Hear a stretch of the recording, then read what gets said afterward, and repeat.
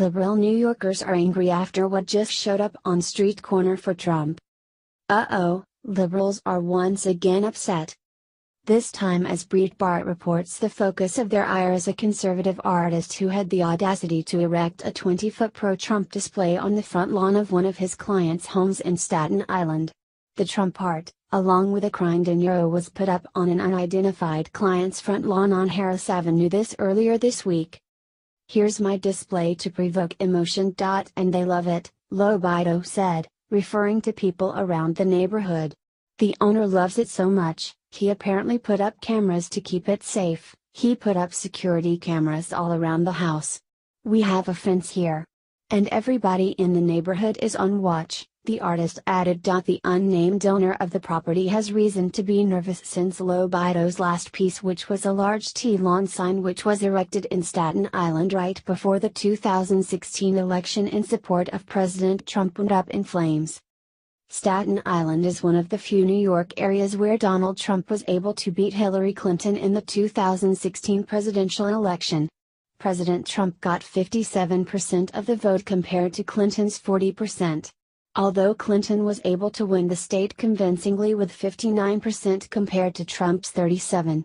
Not a huge surprise, since the state of New York is responsible for giving us someone like Alexandria Ocasio-Cortez, who has proven in interview after interview that she's not even fit, or educated enough to run a lemonade stand. Here is more on LoBaido via LoBaido.com. "Throughout my 50 years, people have often said I was born in the wrong era. Long fascinated by post-World War II America, glamour girls, the Rat Pack, big band music, and all things classic Americana, I've always loved strong cultural symbolism. Time, though, especially for an artist, is an interesting thing. Art for us exists in and long past neatly defined eras. Brushes and strokes can transcend time and wind effortlessly through the past, present, and future. For me, art is the greatest time traveler.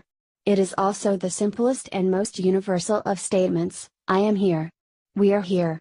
And it is our greatest hope to preserve our work for future generations, that will be here. With my art, I've sought to make a difference in the world as a man and as an American. Whether a boomer, Gen Z, or millennial, it's easy in modern times to forget the origins of our prosperity and freedom. The wondrous and instant nature of our technology and culture can make it easy to forget how we got here. And so I became fascinated with preserving the symbols of the countless brave Americans who stood, fought, marched, and sacrificed so much for our livelihood. I am no history scholar, but I sense in the basics of my being, preserving our past is the truest way to honor our future. For 10 straight months during my last 50 states tour, my artwork promoted patriotism without the use of political rhetoric deliberately. As I trekked solo on an incredible grassroots journey, I eagerly soaked in veterans, families, passerbys, and our collective stories mile by mile. By the end of it, I had painted a U.S. flag rooftop mural in every single state. Artistically, I left a small token of preserved American symbolism behind, but the veterans I saluted left even more with me. Never once did we mention the labeling words of Republican or Democrat. It was bigger than labels. It was about we the people. It was about pride, honor, and appreciation for all Americans who served our nation. Patriotism is about all of us.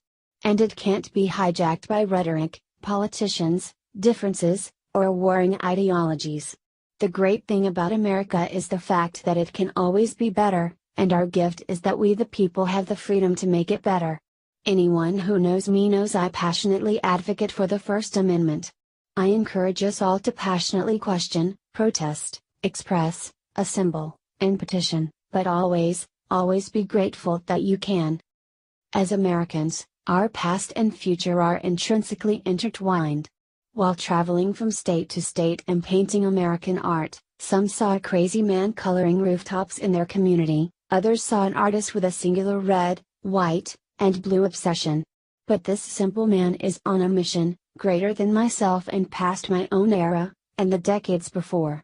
While sitting in a quiet campsite, with soft Idaho soil caked underneath my boots, I realized who I am, just one of the electricians, in a long line of creative light bearers, connecting one wire to the next, and keeping the lights on.